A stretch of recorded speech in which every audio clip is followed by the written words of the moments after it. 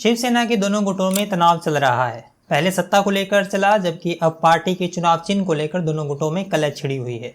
शिवसेना का जो आधिकारिक चुनाव चिन्ह है तीर कमान, उसको लेकर खींचतान है कि वो किसके पास रहे। ऐसे में चुनाव आयोग ने तीर कमान को एक बार के लिए फ्रीज कर दिया है।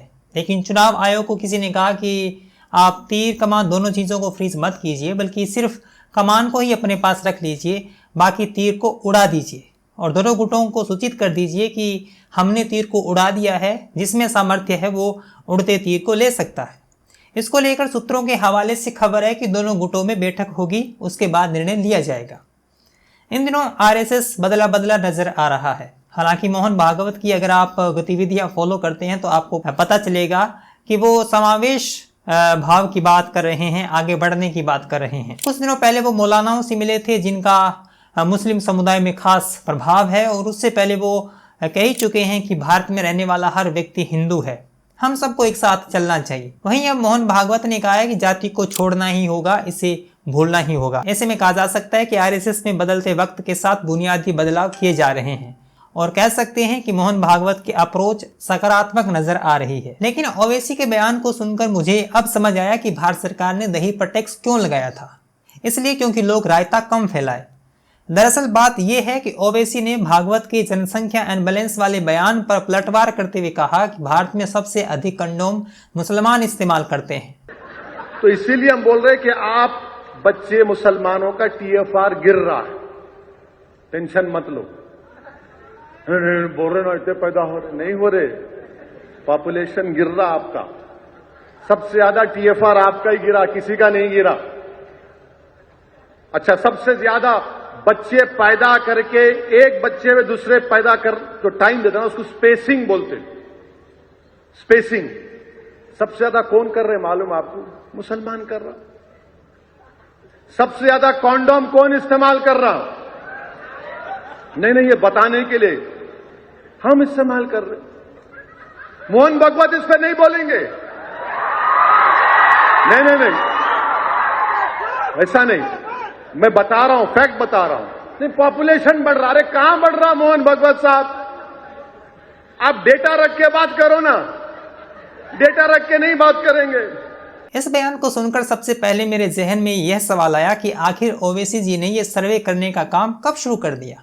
अगर ऐसा है तो बहुत चिंताजनक है। लेकिन फिर भी अगर ओवैसी जी के इस सनसनीखेज दावे को मान भी लें तो हम सबको पहली बार पता चला है कि भारत में यह वस्तु जालीदार रूप में भी मिलती है। जहां भी इस रूप में यह वस्तु निर्मित अथवा बिक रही है तो उस पर तुरंत प्रतिबंध लगे और पूर्ण सुरक्षित खेप को बाजार में उतारा जाए।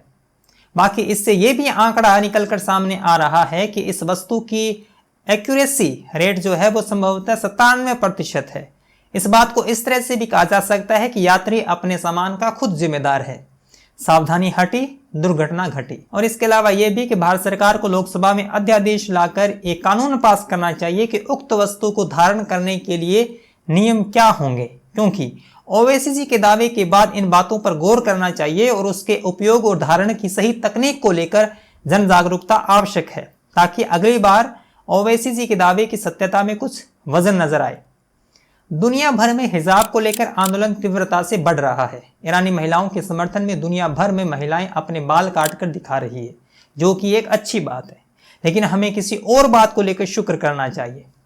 भला हो ओवैसी जी का कि उन्होंने जनसंख्या नियंत्रण के समर्थन में कुछ ऐसा नहीं किया। वैसे बाल काटकर समर्थन भारत में भी कई महिलाएं कर रही हैं। कुछ पत्रकार इस बात से नाखुश हैं। मुझे डर है कि कहीं वो बुर्का नशी होकर कैमरे के सामने आकर वीडियो न बनाने लग जाएं। शुक्र है अभी ऐसा हुआ नहीं है। इसी बीच आजकल वंदे मातरम ट्रेन की इन दिनों बहुत चर्चा है।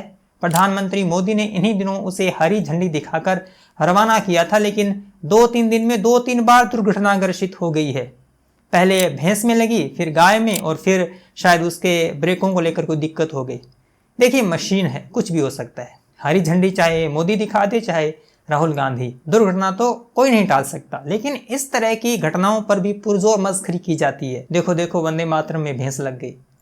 कुछ मेधावी लोगों ने ट्रेन के निर्माण में लगे मटेरियल को लेकर भी निशानदेही की। कहा कि देखो भैंस के लगने से ये आगे से टूट गई। फिर कहा कि देखो गाय के लगने से ही इसमें डेंट पड़ गया। जैसे अप्रत्यक्ष रूप से ये लोग ये कह रहे हों कि ट्रेन का निर्माण तो वस्तुतः गाय और भैंस में लगने के लिए ही किया जाता हो, यात्रा के लिए नहीं। जबकि सच ये है कि ट्रेन यात्रा के लिए है, कहीं ठुकने के लिए नहीं। अगर कहीं भिड़ती है तो यह दुर्घटना है।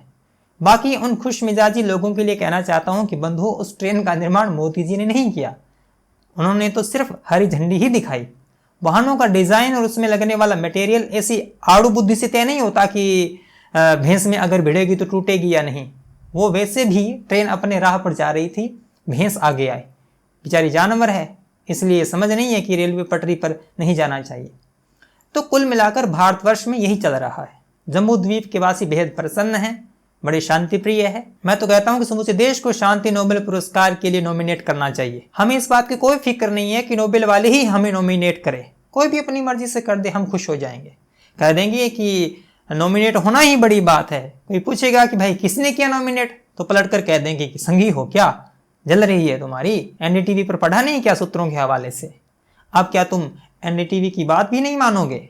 फिर हम सबको सिर झुकाकर इस बात को मानना पड़ेगा, क्योंकि जीवन में ह्यूमर बना रहना चाहिए। इस सिंगल होती जिंदगी में भले ही नोबेल के बहाने ही शांति आए, शांति आनी चाहिए, खुशी भी आनी चाहिए, और ऐसे ही बागों में बाहर रहनी चाहिए। उम्मीद करता हूँ आपको मज़ा आया होगा।